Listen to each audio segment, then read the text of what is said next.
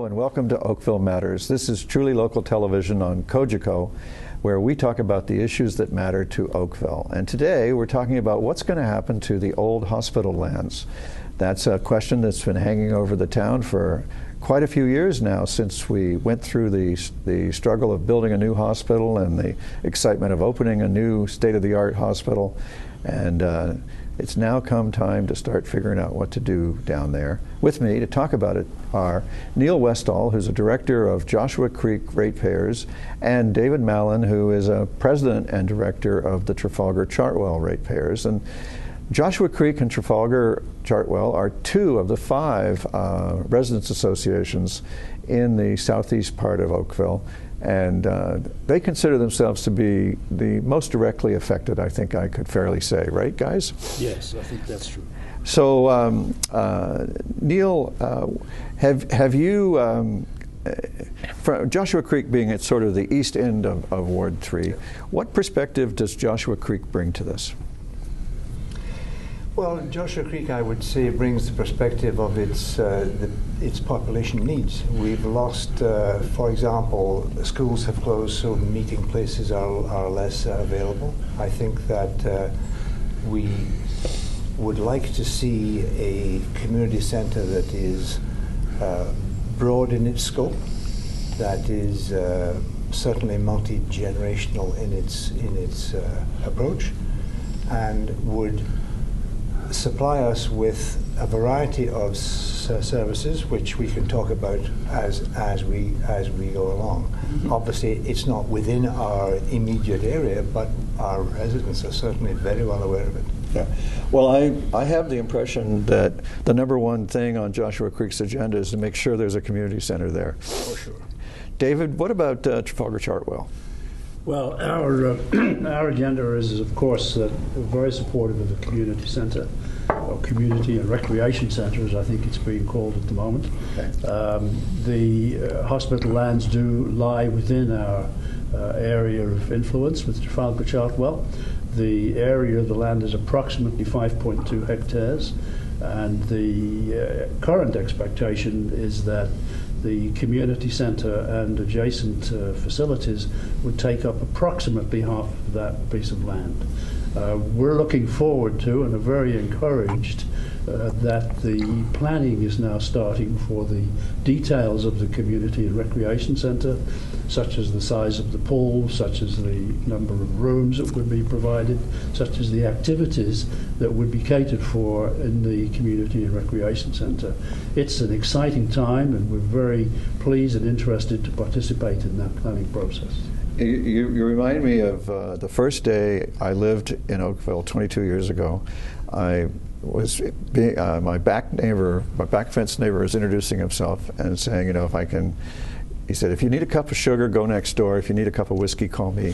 And he said, and if I can help you with information, just ask. So I said, well, I've got little kids, and I'm wondering where's the community center? And he drew himself up to his full height, and he said, in Southeast Oakville, we don't have community centers. And I said, oh, because I wanted to fit in. What do we do? And he said, we have our clubs. And I thought, oh, this is a little different than I expected. So fast forward 22 years, and I mean, back then, 22 years ago, there was community centers north of the QEW, but none south of the QEW. My great joy as mayor has been to create the first one south of the highway over at Queen Elizabeth Park, the second one south of the highway on Kerr Street, the rebuild of the Trafalgar Arena, and this one, which I'm very confident that we're going to open in 2020, and you know, God willing, I'd like to be mayor and cut the ribbon. Or maybe it's voters willing, I'd like to cut the ribbon. But so what we've always done is sat down and had a so-called programming exercise where you instead of designing the building, you first list what are you going to do, what do you need done, and then the building kind of designs itself after that.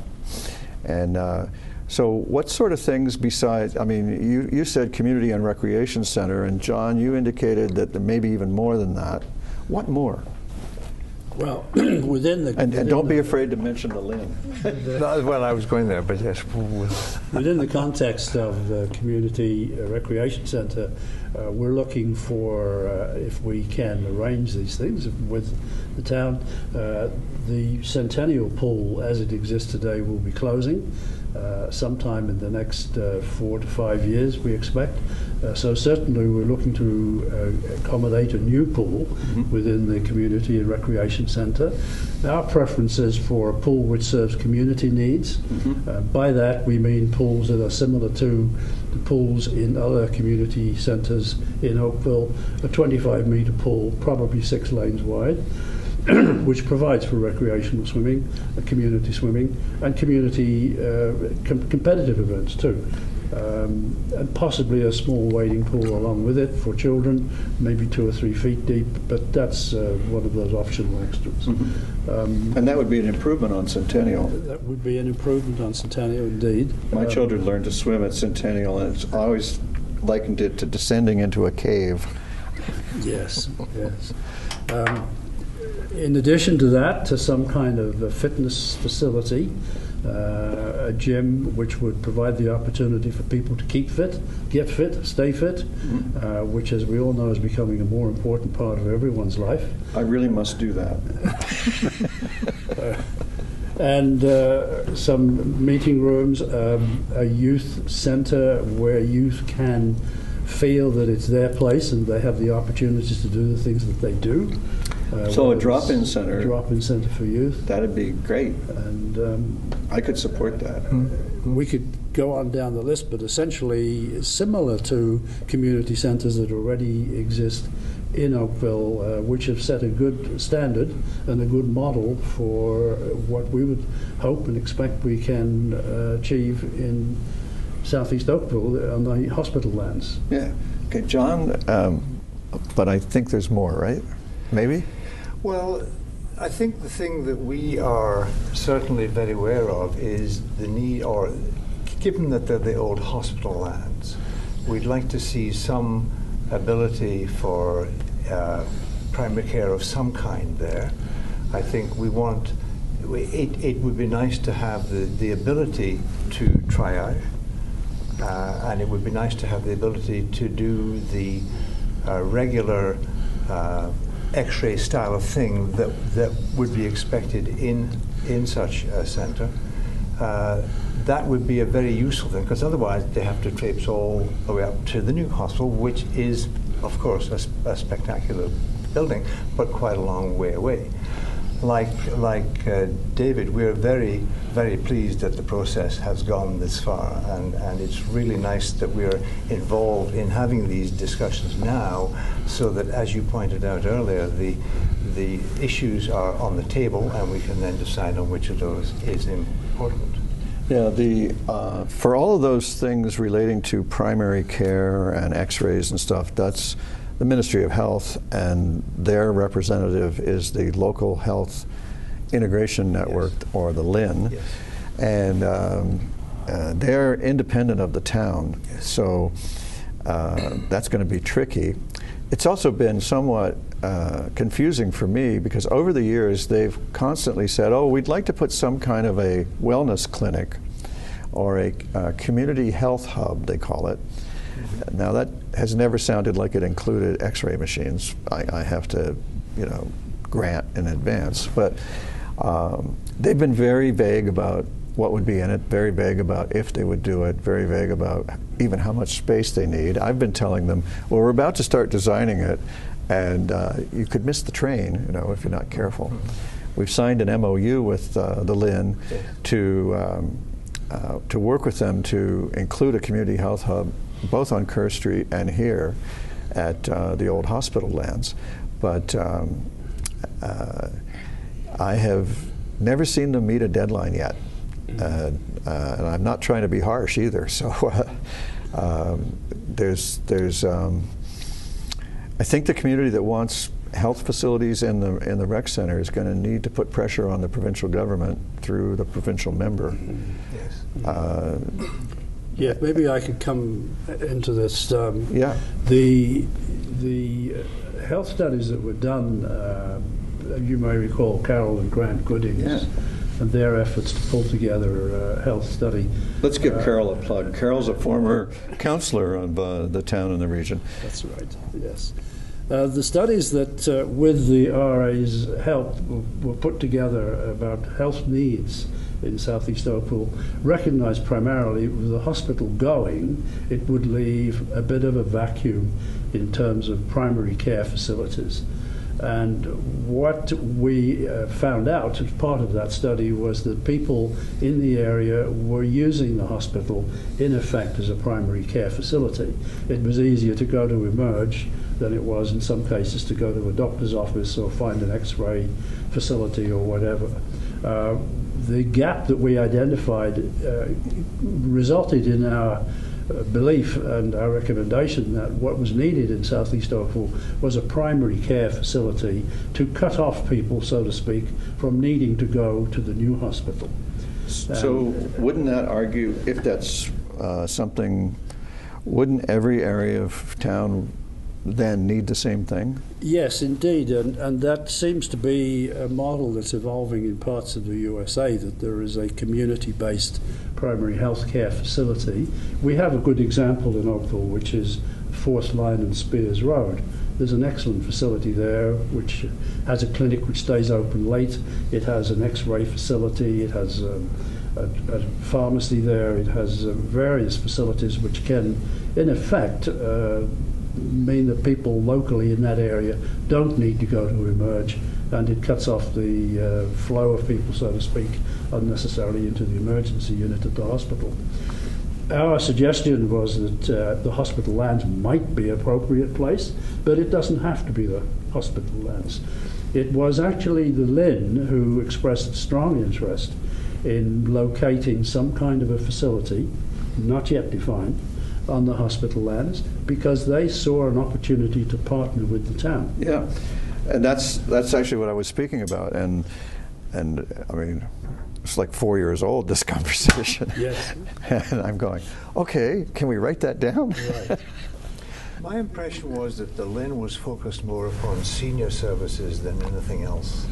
Well, and I Carol and Grant were certainly focused to a degree on senior services. And so we were concerned that as it was currently constructed, the relationship with the Lynn would be focused there rather than on a multi-generational basis, and that was a concern of ours. Well, it's a concern of mine too, because if there's one thing that's true of Ward 3 of Southeast Oakville, it is that it's going through generational change, and we Absolutely. have lots of families with young children. Yeah. On my street 10 years ago, I think everybody was my age or older, and I don't remember the sound of children playing ever. And now we're full of kids running around looking for Pokemon monsters and stuff. Yeah. There's been and planners tell you that this is normal. Generational change happens in neighborhoods. People move in, raise their kids, and eventually they go out and more people come in. So you have stages rather than permanency. Well, we found on our street the same thing. We've been delighted that there are new children appearing, and this is not simply, which it used to be, sort of middle-aged neighborhood, if you'd like to put it that way. It's the mix that is great. The kids playing in the street, the kids you can employ to plow your snow off your driveway. So we're not like W.C. Fields, go away kid, you bother me.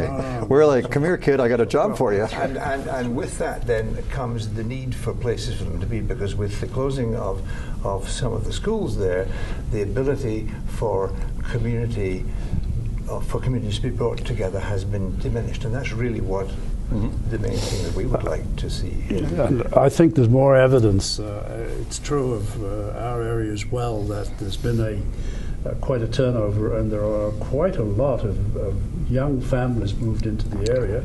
I've no idea how they can afford it given the price of houses, but realistically it's happening, which is very welcoming. We're pleased about it.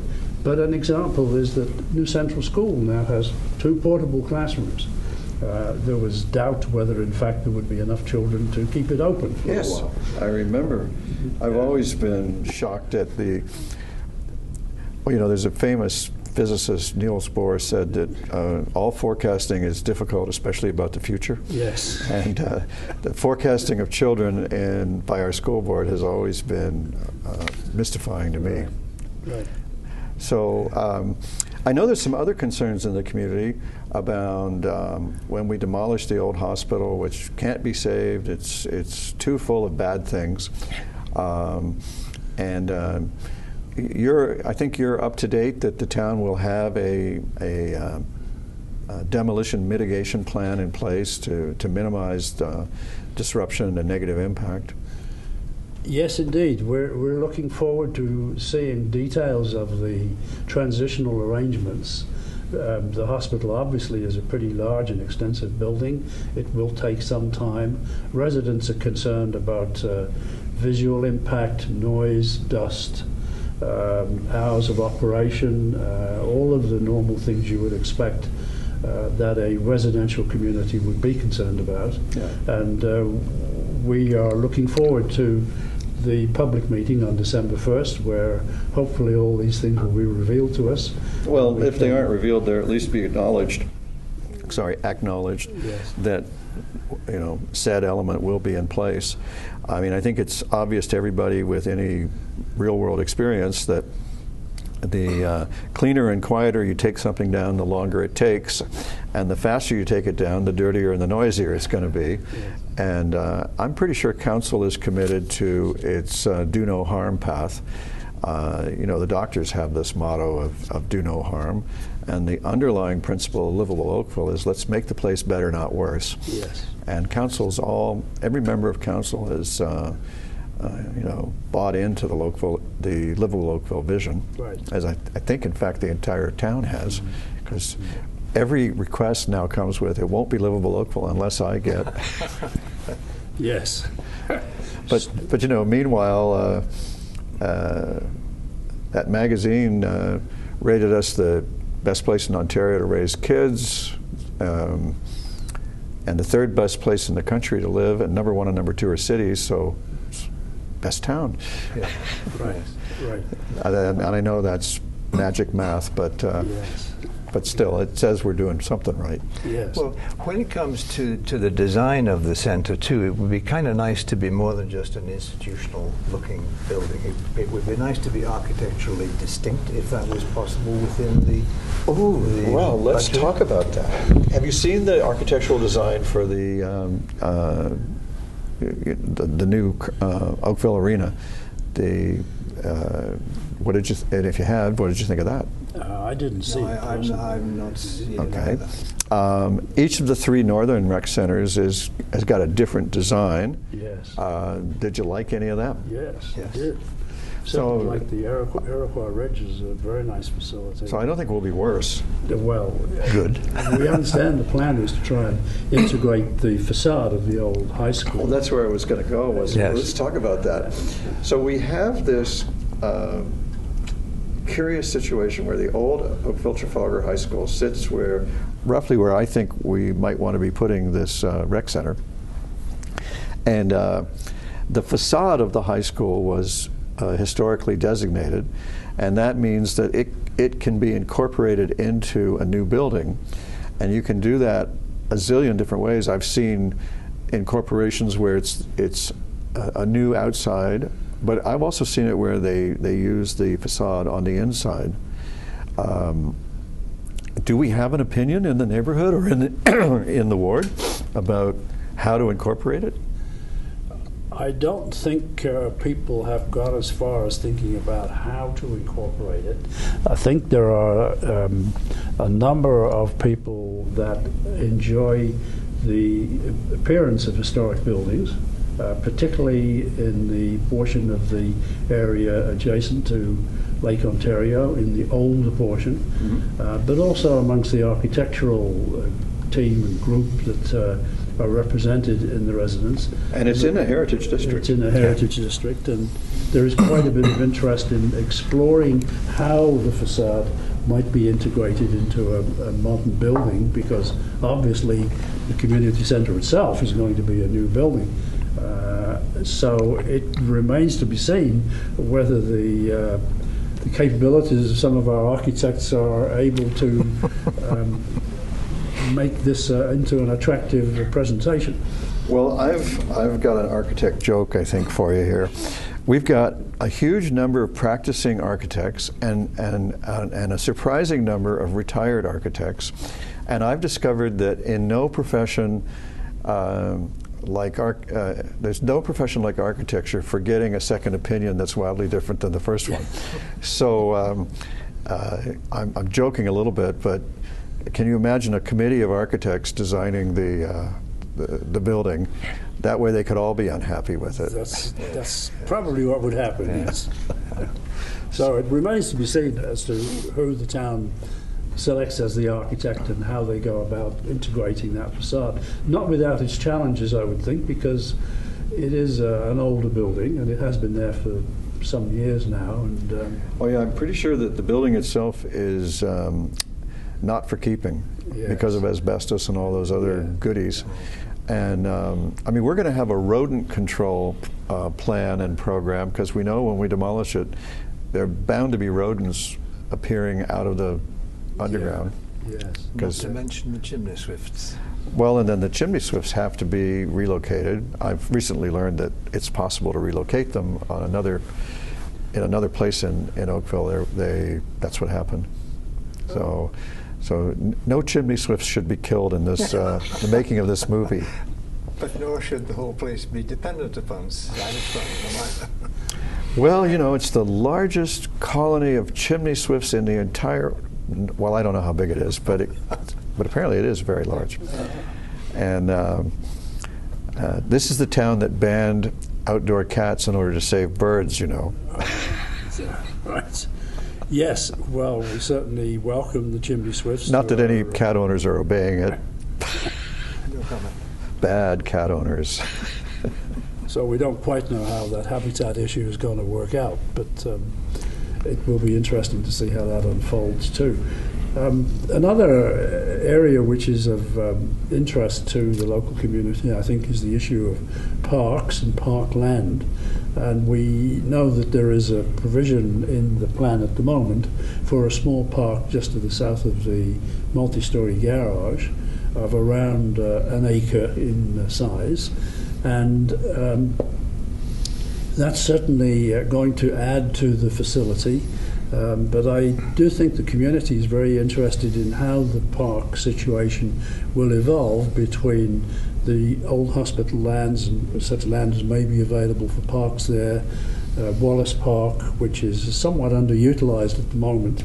The baseball diamond there is not particularly well utilised, although it does take up quite a bit of space, and possibly Brantwood Park as well, and how these all get pulled together into an integrated facility serving both young and old people, and passive and active users. So that's a useful thing. I want to put in a plug for. I know there are people who wonder if Wyndham Manor is going to stay, and Wyndham Manor is going to stay. So it's not a variable in this equation. It'd be impossible to move that. But let's go to the park. So we have these different park bits, and I know that opinion divides in the community about should we, there's this, you use the word integrated, and but not everybody wants to be integrated. Some people want to have several different parks rather than one. Where are you going with this? What's your sense of what the community wants? Well, the community, as in any community, if you ask them how much parkland they would like, more is the answer. Tell you I know more that. than whatever is proposed. Yes. So however, realistically, there is a need for parkland in that particular area. There is already some parkland available in that area and being used to a greater or lesser extent. I don't have a clear picture as to how this is going to be resolved yet. I do know there's strong interest in how to manage these parks, particularly strong interest in the newer, younger children that have come as part of the turnover in properties. And the park area at Brantwood is heavily used. The park area at Wallace Park, not so much. And then the new park area planned for the hospital lands I don't quite know whether that would be passive or active parkland, but What would you like it to be? I think it needs to be, between those three areas, there needs to be a pretty careful assessment of providing active parkland for younger people, kids particularly, but also some provision for some quiet area where more mature people can also enjoy the parkland. I don't pretend that I have the answers or even a good feel. I hear a wide range of opinions in the community, and I think this is something that we'll have to work out as we walk forward with this. And John? one of the interesting things there is for the younger kids too, the availability of splash pads, which obviously are welcome for those ages. And as you pointed out, the demographics are moving in that direction. So I think those should be part of the planning process. Like Dave, I have no idea how these things are going to come together, but somewhere here I think that there has to be that kind of facility. Yeah, I've had any number of different ideas for the housing to go where the hospital is, ranging from housing for families with kids to housing for seniors who want to downsize and stay in the area to everything else like long-term care. Long-term care is a provincially run operation, and you can't build, I mean, a long-term care bed is a provincial item, and if they're not funding it, it's not happening. So that's another area for agitation to a different level of government. Yeah. It's inconvenient that we have multiple levels, but there we are. On the parkland, I wonder, is there an interest in having a tabletop exercise where as many people as want to participate, we have enough tables to accommodate everyone, and we have like a paper map of the relevant area, and I don't know, blocks and things to move around, or squares of paper to indicate park, to move around, and let 12 different visions get created, and then people vote or put stickies, that kind of a activity? I think there will be very strong interest in that kind of an exercise, and I think, as you already pointed out, no matter how much parkland is available in terms of net area, people will have bigger squares of paper, and once we take a bit more here and take a bit more there, it will grow like topsy. But yes, that kind of exercise would be very helpful. Please, sir, a little more. Well, thank you very much for being with us. We've run out of time, but as you can see, there's lots more to talk about on this subject, and we will. So stay tuned, and hope to see you next time on Oakville Matters.